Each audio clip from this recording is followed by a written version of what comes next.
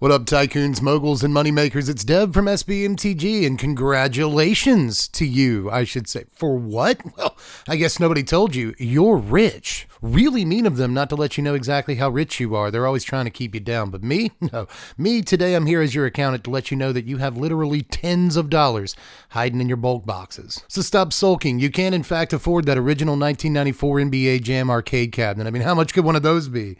Never mind, I will play it on emulator. But all that said, you can afford the finer things in life, given that you have so much more money in cardboard than you can possibly imagine. So let's go ahead and tell you what cards they are so you can start planning your trip to Jupiter or wherever you want to go. I don't know, Miami? They're both nice places. But either way, let's talk about 10 standard cards that are worth more than you probably think.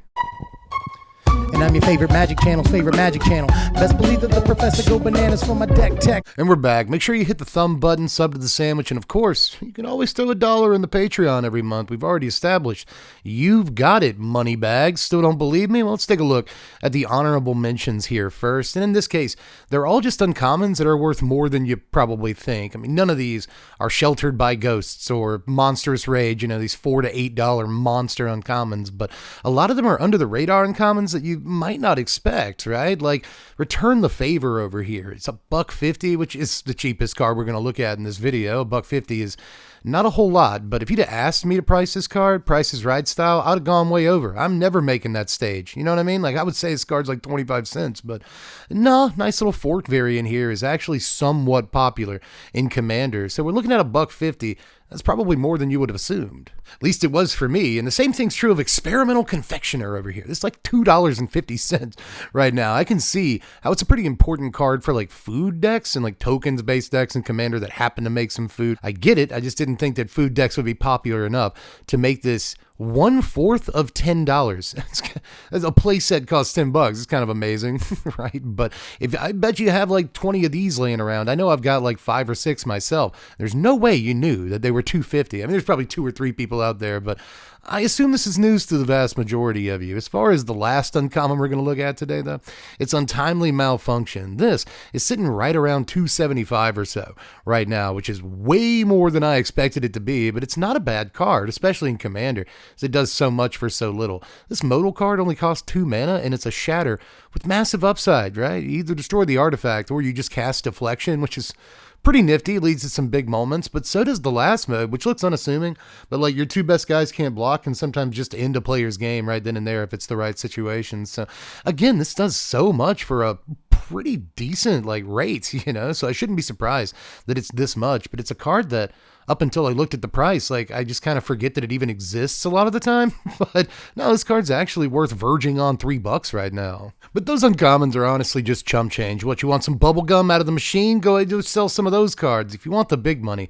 let's get to the actual list here. Starting with number 10, which is Dawn's Truce, a nice little sort of white heroic intervention, and you probably ought to have known that that was going to pop off in Commander when it first got released. But this card actually stayed relatively inexpensive for a good long time. You can get a copy for $3.50 for a couple of months there, but over the last 6 months, the card is actually up over 60% on TCG Player. At time of recording, the market price is around $7.50 for this, but median listed is more around $8, so it's actually getting up to heroic intervention price levels. And I have to say this, it's the content creator impulse. Both me and Power Dragon both said this card looked pretty underrated in our Bloomborough set review. We always do a thing where we say these are underrated and these are overrated.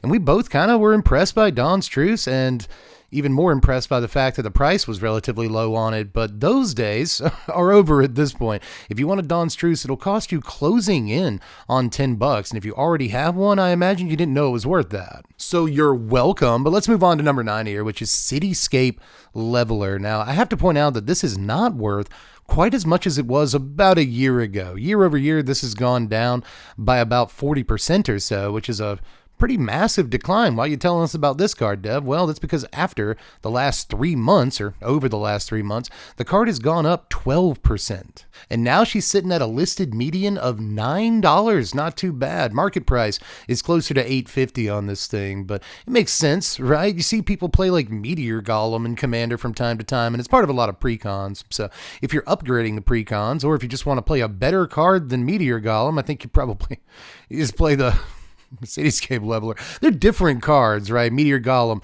just does it when it enters the battlefield. That's good for blinking and stuff like that, cheating into play. Those same tricks don't always work with Cityscape Leveler, but it does seem like all in all the more powerful card, so I'm not surprised that it's still getting some purchases. Let's get up over that $10 mark with our next one. Number 8, All Will Be One. This card is up about 5.5% over the last 6 months, but I do have to say, if you look at the graph, it looks like monster teeth. It goes like that. So the card is constantly up and down, but it is a pretty fun little commander playable card for a lot of reasons. There's so many ways to put counters on things that there's like ways to abuse this even in standard and get like big one-turn kills. So I can only imagine what you can do with this in a format as large as Commander. And that wackiness has made it a pretty popular card in Commander. It sells about 7 copies a day on TCG Player on average, which isn't like setting the world on fire, but it's definitely enough to put it firmly in the I'm still being built with category of like semi-popular Commander cards, and that has given it some notoriety. Right now it's sitting at around $12, maybe a little bit more, trending towards $12.50. So wouldn't be surprised to see this thing go up over time, especially as this set goes out of print over the next year.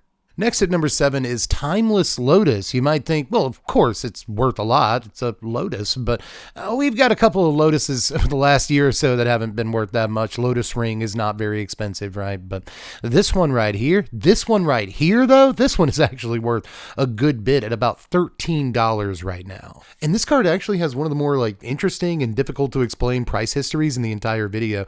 If you look at the 3 or 6 month graphs for this card, well, it's down anywhere between 12 and 15% over that period. But if you go back and you look at the last year of activity on this card, well, the price is actually up over that period about 11% despite those losses in the 3 and 6 month range. But even more promising, if you look at just the last month of activity on this card, it's actually up 3%. So again, we're starting to trend back upwards now. And again, over the last year, despite some rocky times, the card is up 11%. So if you own a copy of this card and you thought, well, it's probably worth like $5, it does have Lotus in the name, well, it's actually worth almost 3 times that much. And it's easy to see why with this one too. Not only does it have that word in the name, but it's also card that taps for Wooburg and Commander, and like, come on, you want a card that taps for a bunch of mana and Commander just kind of in the first place, but with Wooburg specifically, you can do a lot of really kooky stuff, so I wouldn't be surprised if this continues to trend upwards over time. But let's look at number 6 here. It's Bria Riptide Rogue. Now, there is an availability issue with this card because, to my understanding, it's not available in normal packs of Bloom Burrows, so that's one of the reasons that the card is so expensive. But also, you look at the text box, and you can see why the card's expensive too. All your creatures have prowess is a sweet line of text, but especially you throw in the unblockability and you've got like a really fun commander to brew around. You can do some awesome stuff with. So of course people are going to want to put the card in their command zone, but cost a couple of bucks to do it right now. It's about $13 market price, but interestingly, the direct number on it is $13.56. If you want to spend $13.56, they'll send the card directly to your house. And the most recent sale is $13.56. Most interestingly, though, is the listed median, which is $15.55 at the minute. The market price has not adjusted to that, but the listed median is usually not $2.50 more than the price of the card at this price point. And when you look at the graphs, pretty wild stuff here too. If you look at it over the past year, it looks like the card has just crashed completely out, right? Over the last year, this card has lost 75% of its value, and that sounds horrible, right? But over the last month, this card has gained back 50% of its value, and that kind of swing is not necessarily unheard of, but it is extraordinarily rare. So if you already owned a copy, you may have been a little sad last year, to say the least, when it started trending down that 75% drop off, but now you can feel a little bit heartened by the fact that the card is up another 50% over the last month and doesn't really show any signs of stopping at the moment. Let's hit that halfway point, number 5 right here, and start looking at some actual heavy hitters. Cards worth $15 or more, which is actually pretty decent money. It's almost an adult dollar. An adult dollar is $20, right? If you want to do basically anything in the world, it'll cost $20, which in some ways puts some of these cards into perspective, right? Chimil, the Inner Sun might be $15, but hey, That's not even one adult dollar bill. How much is that really? Now, one of the cool things about this card is that I don't have to go like super wonk on you and start showing you graphs and stuff. I don't have to pull down a slide and start the projector or anything like, look at these graphs over the last year. It's just really over the last year, this card has gone up 3%, which is not a whole lot, but it's at least holding steady, right? That much is obvious. It's $15 and hasn't really trended downwards or upwards very often during its run, but I imagine there's at least a couple of players or more even out there who are like, this card's like $6. Like, no, it's 2 or 3 times that right now. And if you have the borderless one with the fancy art, get out of here. That's like $45. Congrats. Honestly, it really shouldn't have surprised anybody that this card was so expensive, right? It was always going to be this ridiculous commander engine that puts a card into play for free every single turn. Jeez, dude. If you didn't know this one was going to be pretty decent, then like, I don't know. I don't even play much Commander, and I feel the need to tell you to play more Commander. Number 4, we're going to look at Solphim Mayhem Dominus. Now, some of these Dominuses or whatever are really very expensive, right? Like Mondrak Glory Dominus is trending into like $50 territory or more right now. And some of them are not so expensive, like, you know, Carnage Dominus, my favorite one, Drivnod, is like $5, right? So it's not too expensive to buy every single one of these, but Solphim is right around the middle at about $15 to $16 right now, and the listed median is closer to $18. And this one actually features one of the wildest numbers in the entire video if you're a numbers kind of person. Over the last 6 months, this card is up 72% on TCG Player. It's also just, you know, insanely amazing. And just as a card, it's pretty decent to have like a big indestructible dude that functions as like a furnace of wrath. Like, come on, dude. That's just a good card basically anywhere you're shopping. Also just cool to have that same furnace of wrath in your command zone. It's just might be a popular commander in and of itself. But we'll move on to the top 3, ladies and gentlemen. All these cards are worth $20 or more, starting with Sword of Wealth and Power. These big scorecards are not, surprisingly, just generally worth a lot of money. You would think they would be, because nobody got these cards. You know, nobody has any of these cards, right? So it's just kind of a scarcity issue, I think, with a lot of these.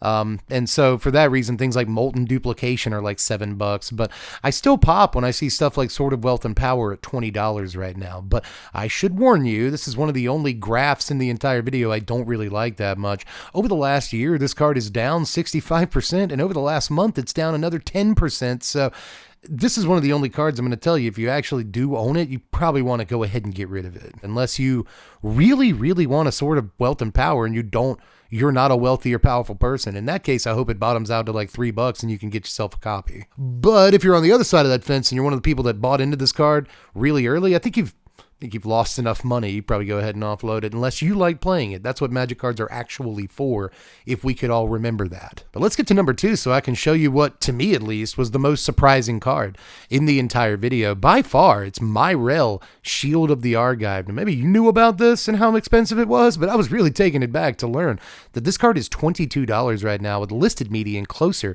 to $23. And cool tale of the tape here, if you want to really look at that line, it certainly go up. Over the last 3 months, this card is up 15%. Did I miss something? Is there like a modern soldiers deck that uses this card now, or some sort of control deck that likes that first line of text? Is it just a really popular commander all of a sudden out of the blue? The card's been out for a little while now, and it's only just now starting to trend upwards over these last few months here. I'm sure someone in the comments section will explain it to me, because the card was already relatively expensive, right? I mean, if the card went up 15% in the last 3 months and it's now at $22, that means it was still over like $10, well over $10 a few months ago. So it's not like the card has been inexpensive at any point during its standard tenure, and I'm just still kind of surprised it's this much at all. Again, if you'd have approached me on the street and showed me this card and asked me how much it was, I'd have said like $1, you know what I mean? But no, it's worth 22 times that, as a matter of fact. Well, let's go ahead and look at number 1 here, a card that you knew was expensive, but I'm not sure you knew exactly how expensive Vaultborn Tyrant actually was. This card is $32 right now, with the listed median closer to $34. And that is not necessarily an old price or anything. This has shot up over 33% in the last 6 months here. So people are really starting to pay attention to it, even though it isn't played that much in standard. I mean, you catch it on the arena every now and again. People do cool stuff with it, don't get me wrong. But in paper, this really hasn't had a whole lot of demand. It hasn't shown up in a ton of top 8s or anything. So I don't think it's necessarily standard driving the price of this. I think much like every other card in this video, thereabouts, it's Commander again. This is obviously a ridiculous Commander Timmy card, and it's one of those rare like Timmy cards that's actually very good. Usually Timmy cards are a massive trap, but Vaultborn Tyrant is the real deal. Now, there is probably a scarcity thing going on because, again, this is one of those big score cards, and there's just not a million of those floating around. How many people opened those? Not a lot, right? So how many people open the Cowboy set in general? And not a whole lot, which leads to even fewer of these big scorecards going around. So I guess I shouldn't be too surprised at this price here, but it is one of, if not the most expensive card in the entire big score set. And that's for a reason. Obviously, again, the card is very scary and good and amazing and all that. But again, you ask me, I feel like this card's worth like 15, 20 bucks, but it's worth 50% more than that. And again, there's lots of reasons for that. But that is, of course, Itsky Lewitsky. I'm planning a video that's more or less the exact opposite of this very soon. This is standard cards worth a lot of money. I want to do Commander cards worth almost no money that I think you should buy. That's going to be one of the next ones we do in this series. But let me know how you felt about this one. Did I mention any cards that you have in a binder somewhere or stuffed away in a box that are worth more than you think? Were any of these worth more than you think? Let me know. I'd really like to know how well I did as far as hitting the mark on this one. But either way, these are a bunch of cards that I didn't know were worth as much as they are, and it's my job to know certain things about Magic the Gathering. So if I didn't know them, maybe you didn't, although maybe that says more about me and my knowledge base than you. You should do this. You really should. My comment section routinely knows more about stuff than I do. So get in the pool. But anyway, that's all I've got for this one, guys. Again, hope you enjoyed it. If nothing else, I hope it was something nice to put on while you clean or cook or whatever you're doing in your house. But apart from that, I'm donezo. So just do all the YouTube stuff on your way out. If you didn't hit the thumb button earlier, now would be a good time. You could also sub to the sandwich. I mean, subscribe to my channel. I've had people legitimately be like, what do you mean sub to the sandwich? Sub to the channel. And also, again, since you should have a couple of extra bucks this month after you get done selling them cards I just told you about, maybe throw $1 into the Patreon pod to say thank you. I'd really appreciate that. And you'll get to vote on stuff we do around here. You know, I want to give you some value, but anyway, that's all I've got for this one. So I will catch you cats later. I'm Deb from the place. Thanks for watching, Wizards. Spread love and be kind.